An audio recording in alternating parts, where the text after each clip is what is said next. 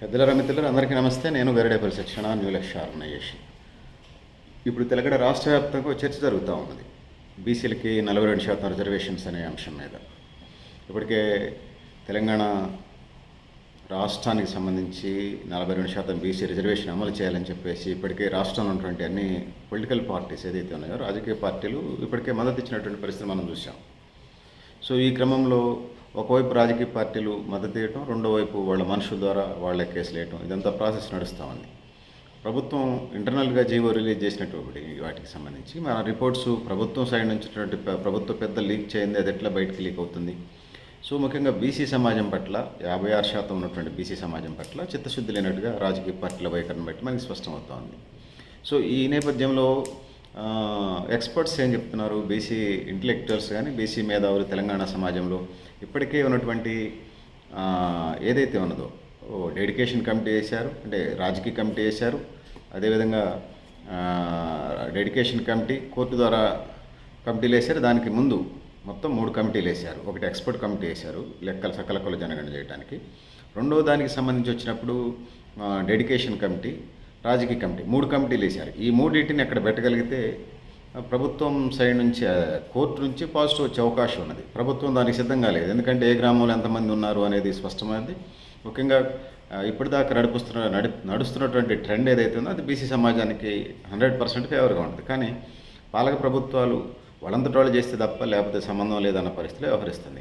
ఇంకొక అనుభవం ఏం చెప్తా ఉందంటే, జస్టిస్ రోహిణి అనేటువంటి పెద్ద ఆవిడ జస్టిస్ రోహిణి కమిషన్ రిపోర్ట్ ఏం చెప్తా ఉన్నదంటే, జస్టిస్ రోహిణి కమిషన్ రిపోర్ట్ ప్రకారం ఈ లెక్కలన్నీ చూపిస్తున్నారు కాబట్టి దాని ప్రకారం ఈసారికి అన్నీ నాకు అప్పచెప్పండి, ఈసారి కోర్టుకి అప్పచెప్పండి, ఈ యొక్క ఎలక్షన్ జరుపుకోండి అనే అవకాశం కూడా లేకపోలేదు.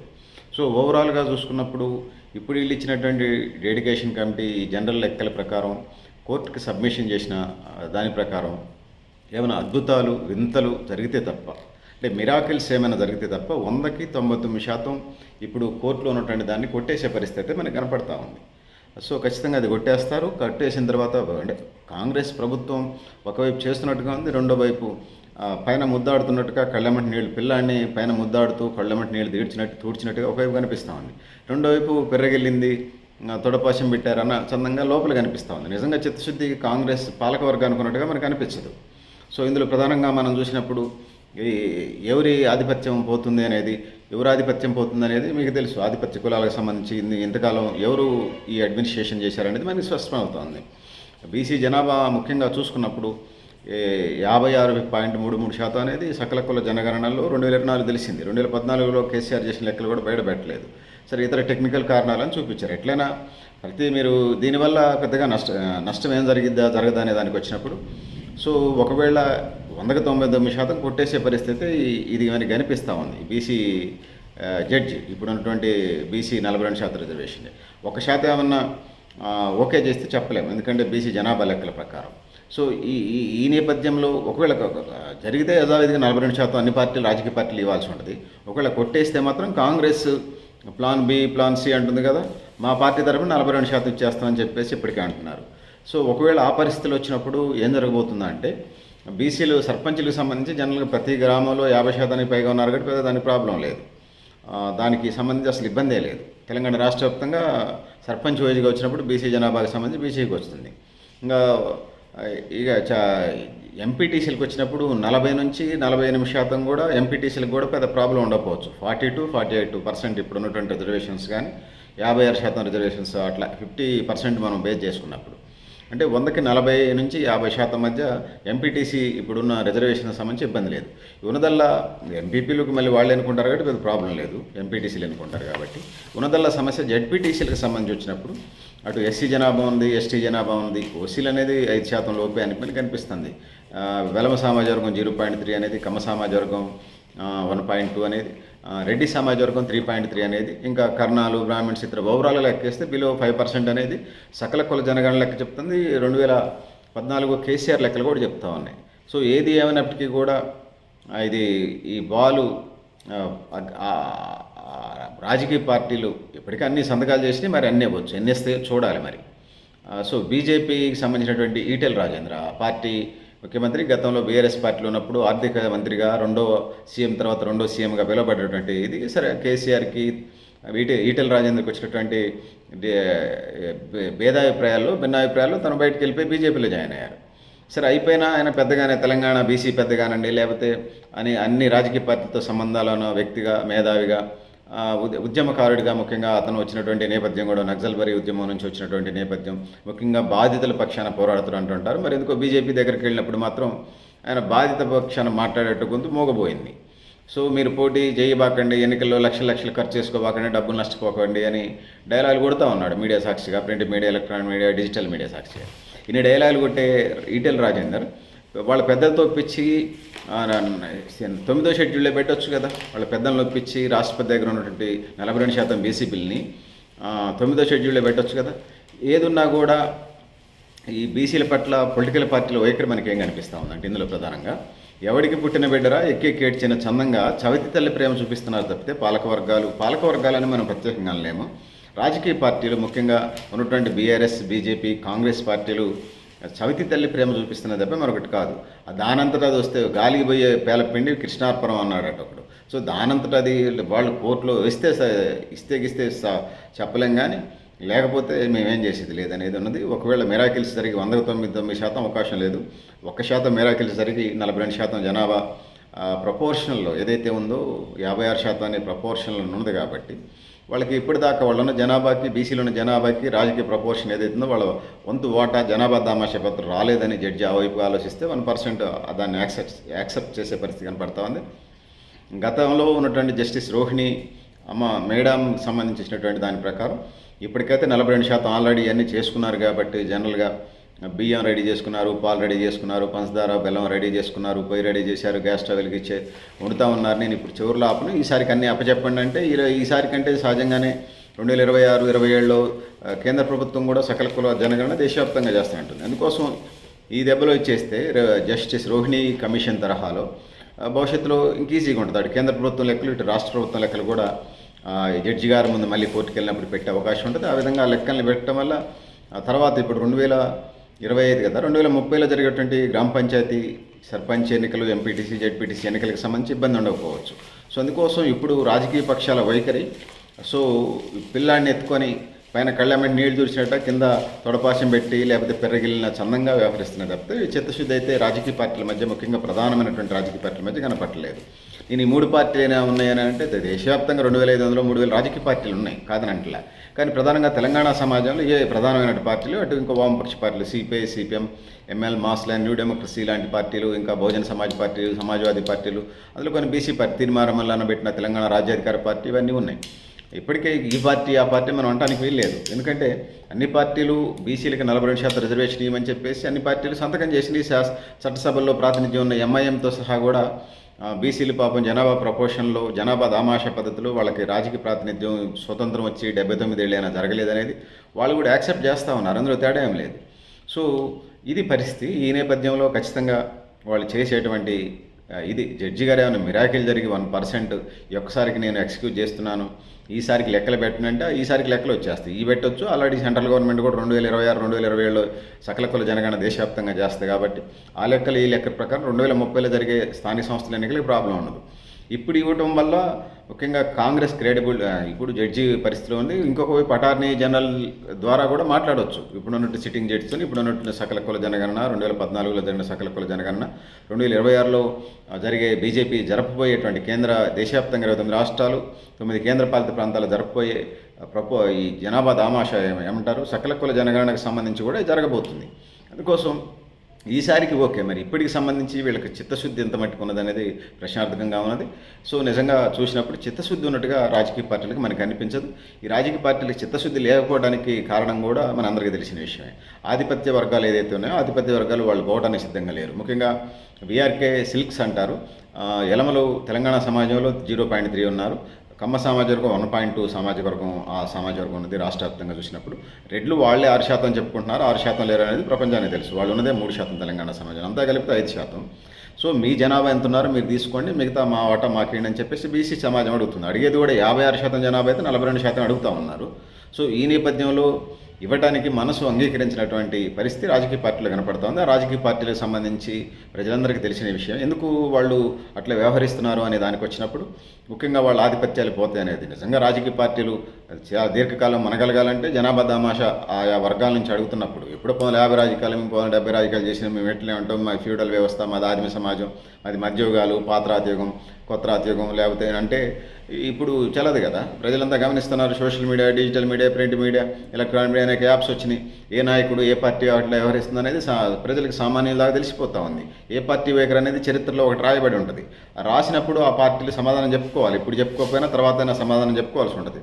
ఇప్పుడు 1970లో ఇందిరాగాంధీ ఎమర్జెన్సీ పెడితే ఇప్పుడు కూడా సమాధానం చెప్పాల్సి వస్తుంది. అట్లనే రాజకీయ పార్టీలు ఈ 2 నాలుకల ధోరణి ఏదైతే ఉందో, ఈ 2 నాలుకల ధోరణి అంటే అన్ని రాజకీయ పార్టీలు అంటే లీడ్గా తీసుకున్నటువంటి పార్టీలు 3 ప్రధానంగా మనకు కనిపిస్తూ ఉన్నాయి. వామపక్షాలు కొంత ప్రభావితం ఉన్న తెలంగాణ రాష్ట్ర వ్యాప్తంగా 33 జిల్లాల్లో ఉన్నటువంటి 12,000 పైచిలకు గ్రామ పంచాయతీలకు సంబంధించి మనం తీసుకున్నప్పుడు ప్రధానంగా బీఆర్ఎస్, బీజేపీ, కాంగ్రెస్ వైఖరులే. ఈ 3 పార్టీలు 42% జడ్జి దాకా వీళ్ళే సర్వేకి ఓకే అంటారు, మళ్ళీ వీళ్ళే కోర్టులు కేసులు వేపిస్తుంటారు కావాలని. మరి 42% వాళ్ళు ప్రపోర్షన్లు ఇస్తారా? ఖచ్చితంగా ఇవ్వరా అనేది ఇక్కడ ప్రశ్నార్థకంగా ఉన్నది. ఇప్పటికే రిజర్వేషన్ చేసి ఉన్నారు కాబట్టి 3 పార్టీలు ఇవ్వక తప్పని పరిస్థితి అయితే ఉన్నది. సో దొంగ నాటకాలు వేసే పార్టీలు ఏదైతే ఉన్నదో అది స్క్రీన్, అది లోపల రహస్య బ్యాలెట్ లోపల వేసేది కాదు కదా. ఎవరెంత కేటాయించారనేది ఖచ్చితంగా ఆర్టీఐ చట్టం ప్రకారం ఖచ్చితంగా తర్వాత జరిగినట్టు బీసీ విద్యావంతుల వేదికలు, బీసీ ఉపకులాల విద్యావంతుల వేదికలు ఖచ్చితంగా లెక్కలు తీసుకుంటాయి. అందుకోసం రాజకీయ పార్టీలు ఖచ్చితంగా పులి ఎదురుపడ్డటువంటి జింక పిల్లలాగానే ఉంటాయి. ఎందుకంటే బీసీ సమాజం ఇదంతా గమనిస్తూ ఉన్నది కాబట్టి, ముఖ్యంగా విద్యావంతులు ఇదంతా గమనిస్తున్నారు కాబట్టి ఎవరి చిత్తశుద్ధి అంతా తేలిపోద్ది. ఇప్పుడు ఇచ్చిన అయ్యకపోయినా నెక్స్ట్కైనా ఖచ్చితంగా సకల కుల జనగణన జరుగుతుంది కాబట్టి దేశవ్యాప్తంగా ఆ లెక్కలు ఈ లెక్కలు బహిర్గతం చేయాల్సి ఉంటుంది, బయట పెట్టాల్సి ఉంటుంది. ఎల్లకాలం ఆపే పరిస్థితి అయితే ఉండకపోవచ్చు. సో ఏది ఏమైనా బీసీలు 42% రిజర్వేషన్ కొట్టేసినా దానికి నిరుత్సాహపడాల్సిన పని లేదు భవిష్యత్ బీసీ సమాజాన్ని. ఎందుకంటే ఈ దేశం మూలవాసులు, దేశంలో 50% పైగా ఉన్నటువంటి బీసీ జనాభాకి సంబంధించి మనం చూసినప్పుడు అది అమలు జరగబోతా ఉంది. అమలు రాదు. కాంగ్రెస్ పార్టీ, నేను మా పార్టీ ద్వారా 42% అంటున్నారు, కాంగ్రెస్ చేస్తుంది. సహజంగా ఎంతో కొంత లాభం జరగవచ్చు అని కూడా ఆస్కారం ఉంది. అనేక సర్వే నివేదికల ప్రకారం, ప్రభుత్వం నివేదికల ప్రకారం, ప్రైవేటు సర్వే సంస్థలు ఇచ్చే రిపోర్ట్స్ ప్రకారం 100కి 70 నుంచి 80% గ్రామ పంచాయతీలు, స్థానిక సంస్థల్లో కాంగ్రెస్ గెలిచే పరిస్థితి మనకు కనిపిస్తూ ఉంది. సహజంగానే 42% బీసీలకు ఇచ్చినప్పుడు వాళ్ళు కాంగ్రెస్ ఇస్తూ ఉంటున్నారు కాబట్టి ఆ విధంగా సరే 42 కాకపోయినా 30, గతంలోనే 34 ఉన్నది కాబట్టి 30 నుంచి 40% బీసీలకు లబ్ధి జరిగే పరిస్థితి మనకి ఇక్కడ స్పష్టంగా కనపడుతుంది. దీని ఇంపాక్ట్ ఎవరి నిజస్వరూపందో ఖచ్చితంగా బయటపడే పరిస్థితి అవకాశాలు కూడా ఉన్నాయి గ్రామీణ ప్రాంతాల్లో. మేము ఆడ కొన్ని కుంటి సాకులు చెప్పే పరిస్థితి ఉన్నా కూడా 34 నుంచి 42% మధ్య దోబూచులు ఆడుతున్న పరిస్థితి మనం కనిపిస్తూ ఉంది. ఓవరాల్గా జస్టిస్ రోహిణి కమిషన్ సిఫార్సుల మేరకు ఒకసారికి అవకాశం ఇస్తారు, ఈసారి మాకు అన్ని లెక్కలు చెప్పండి అని అంటే పెద్దరికంగా కనిపిస్తుంది. అక్కడ ఉన్నటువంటి జడ్జిలను కూడా ఇలా రేపు మనం ఇది చేయాల్సి వచ్చింది. ఏ వర్గం నుంచి వచ్చారనేది కూడా బీసీ సమాజం గమనిస్తూ ఉంది, చూస్తూ ఉంది. ఎందుకంటే అనేక జడ్జిమెంట్లు మనం చూసినప్పుడు కేసీఆర్ టైంలో కూడా వేసినప్పుడు మొత్తం కొట్టిపెడదంగితే గతంలో కాంగ్రెస్ ప్రభుత్వం కానీ ఉమ్మడి ఆంధ్రప్రదేశ్లో తెలుగుదేశం ప్రభుత్వం కానీ 34% రిజర్వేషన్స్ అమలు చేసినాయి. కానీ బీఆర్ఎస్ కాడికి వచ్చేసరికి ఇది రిజర్వేషన్ ఇట్లా అమలు చేస్తున్నామని కోర్టుకు సబ్మిట్ చేసినప్పుడు ఎవరు కోర్టు కేసు వేస్తే 34% బీఆర్ఎస్ అమలు చేయకపోగా ఉన్నటువంటి రాష్ట్ర వ్యాప్తంగా 21% రిజర్వేషన్స్ అమలు చేసి ఖమ్మం జిల్లా లాంటి చోట్ల 19% బీసీ రిజర్వేషన్ అమలు జరిగింది. సో దానివల్ల ఓవరాల్గా బీసీ సమాజానికి 2,000 సర్పంచ్ పోస్టులు, 2,000 ఎంపీటీసీ పోస్టులు, ఇంకొక 3,000 వార్డు మెంబరు, కౌన్సిలరు, కార్పొరేటర్లు, మొత్తం 7,000 ప్రజాప్రతినిధుల పోస్టులు బీసీ సమాజం నష్టపోయింది. అందుకోసం మొన్న జరిగినటువంటి ఎన్నికల్లో అటు ఎంపీ ఎన్నికల్లో కానీ, ఇటు ఎంపీ ఎన్నికలు, లోక్సభ ఎన్నికల్లో కానీ, ఎమ్మెల్యే ఎన్నికల్లో కానీ బీసీ సమాజం నాకు తెలిసినంత వరకు 100కి 60 నుంచి 80% పైగా ఓట్లు మూకుమ్మడిగా బీఆర్ఎస్కి వ్యతిరేకంగా పడ్డటువంటి ఈ విషయాలు తెలిసినటువంటి వాళ్ళు వ్యతిరేకంగా పడ్డదనేది మనం స్పష్టంగా గమనించాం. అందుకోసం అందరూ ఈ జడ్జిమెంట్ కోసం అక్టోబర్లో జరిగే 42% రిజర్వేషన్ జడ్జిమెంట్స్ కోసం ఎదురు చూస్తూ ఉన్నాయి. ఇంకా బీజేపీ పెద్దలు ఎవరైతే ఉన్నారో తెలంగాణ రాష్ట్రంలో 17 ఎంపీ సీట్లలో 8 ఎంపీ సీట్లు వాళ్ళు గెలిచి ఉన్నారు. తెలంగాణకి ముఖ్యమంత్రి ఇస్తాం, బీసీలకి ముఖ్యమంత్రి ఇస్తామని కథలు కహానీలు చెప్తున్న నేపథ్యాన్ని మనం చూస్తూ ఉన్నాం. తెలంగాణ బీజేపీ అధ్యక్షుడు ఎవరైతే ఉన్నారో నారప్రాజు రామచంద్రరావు, అతను మండల్ కమిషన్ సిఫార్సులు అమలు జరిగేటప్పుడు ఏదైతే ఉన్నదో మండల కమిషన్ సిఫార్సులకి వ్యతిరేకంగా రిజర్వేషన్కి ఎగనెస్ట్గా ఫైట్ చేసిన వ్యక్తిని తీసుకొచ్చి తెలంగాణ రాష్ట్ర అధ్యక్షుని చేసింది. సహజంగానే జనాభా దామాష అంటే ఆ వర్గాలకి ఇంట్రెస్ట్ ఉండదు. అందుకోసం బీసీ 42% రిజర్వేషన్ వాళ్ళు ఇప్పుడు యాక్సెప్ట్ చేస్తారని భావించాం. నిజంగా మీకు అంత చిత్తశుద్ధి ఉంటే మా వల్లనే ఇది తెలంగాణ బిల్లు మీరంతా అమలు చేశారు కదా, మిమ్మల్ని ఎవరు కాదన్నారు. ఇప్పుడు కాంగ్రెస్ వాళ్ళకి ఎక్కువ లబ్ధి జరుగుతుంది, అందుకోసం ఇప్పుడు మద్దతు ఇట్లా ఈసారి ఇస్తామంటే ఒక దఫ బీసీ సమాజం 42% రిజర్వేషన్ కోల్పోయే పరిస్థితి ఉన్నది మనకి స్పష్టంగా కనిపిస్తుంది. గవర్నర్ దగ్గర మీ గవర్నర్ జిష్ణుదేవ్ వర్మ మీ మీ బీజేపీ ప్రతినిధి, తన మొన్నటిదాకా మీ పార్టీలో పనిచేసినటువంటి వ్యక్తి, రాష్ట్రపతి ద్రౌపది ముర్ము ఆ పెద్దావిడ అక్క, ఆమె కూడా మీ పార్టీ ప్రతినిధి. ఈ నారపరాజు రామచంద్రరావుని లేకపోతే టీంని, బీజేపీ ఎంపీల టీంని లేకపోతే వీళ్ళందరినీ ఢిల్లీ పిలిపించి 9వ షెడ్యూల్ని పెట్టడానికి సాధ్యం కాదని మీరు ప్రత్యక్షంగా కేంద్ర ప్రభుత్వం చెప్పకుండా దోబూచులాడుతూ దాగుడు మూతలు ఆడుతున్నటువంటి బీజేపీకి సంబంధించి తెలంగాణ రాష్ట్రంలో పుట్టగతులు ఉండకపోవచ్చు. దేశవ్యాప్తంగా మీరు ఎక్కడ ఉండలే కానీ, ఎందుకంటే బీసీ విద్యావంతుల వేదికలంతా కూడా మీ కథలన్నీ చిత్రగుప్తుడి చిట్టలాగా రాసి పెడతా ఉన్నాయి. అందుకోసం ఖచ్చితంగా దాన్ని ప్రాయశ్చిత్తం చేసుకోవాల్సినటువంటి పరిస్థితి రాజకీయ పార్టీల భవిష్యత్తులో ఉంటుంది. సో ఖచ్చితంగా ఎవరు చేసిన కర్మ ఎవరు అనుభవించి తప్పదన్నట్టుగా బీసీ 42% రిజర్వేషన్ని వ్యతిరేకించే వర్గాలు ఎవరైతే ఉన్నాయో ఖచ్చితంగా ప్రజలకి భవిష్యత్తులో ముఖ్యంగా బీసీ సమాజానికి సమాధానం చెప్పాల్సిన అవసరం అయితే ఉన్నది. ఇప్పటికే Bahujan Samaj party, Samajwadi party, BC రాజ్యాధికార పార్టీలు ఇచ్చిన పార్టీలే తెలంగాణ సమాజంలో వాళ్ళు 42% కాదు 56% అసలు అంతా ఇవ్వడానికి సిద్ధంగా ఉన్నారు.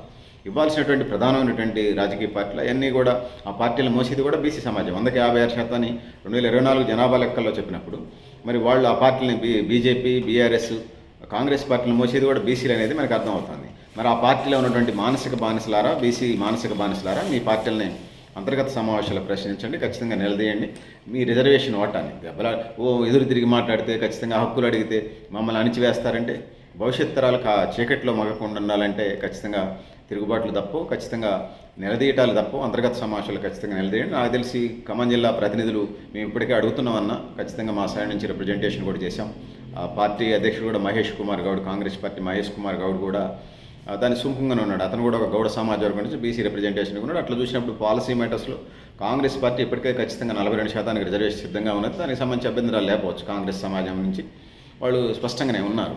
ఉన్నదల్లా బీఆర్ఎస్, బీజేపీ పార్టీలు వాళ్ళ కోర్టులోనే ఉన్నది, గ్రౌండ్లో వాళ్ళే ఉన్నారు. మిగతా రాజకీయ పార్టీలు ఎక్స్ట్రా ప్లేయర్ లాగా వాళ్ళు ఎవరైనా గాయాలైతే బయట నుంచి వచ్చే ప్లేయర్స్ లాగా మిగతా వాళ్ళు ఉంటే ఉండొచ్చు. ఖచ్చితంగా ఈ ఎన్నికలకు సంబంధించి బీఆర్ఎస్, బీజేపీ ఖచ్చితంగా కోర్టు బోన్లో నిల్చొని ఉన్నాయి. వాళ్ళు ఏం చెప్తారో చూడాల్సిన అవసరం అయితే ఉన్నది. ఏం చేయబోతున్నారో మాకైతే భ్రమలేమి లేవు. వాళ్ళు ఏదో ఎరగబొడుస్తారని చూద్దాం. ప్రజలకు కూడా అర్థమవుతుంది అనేది నేను భావిస్తూ ఉన్నాను. పెద్దలారా, మిత్రులారా, మీరు కూడా మీ అభిప్రాయాన్ని కామెంట్ బాక్స్ రాయని తెలియజేస్తూ, నేను Garidepalli Satyanarayana, new Lakshya organisation. Thank you అనండాలి. మరిన్ని అప్డేట్స్ మళ్ళీ రాబోయే వీడియోస్లో చూద్దామని తెలియజేసుకుంటూ థ్యాంక్ యూ అనండాలి.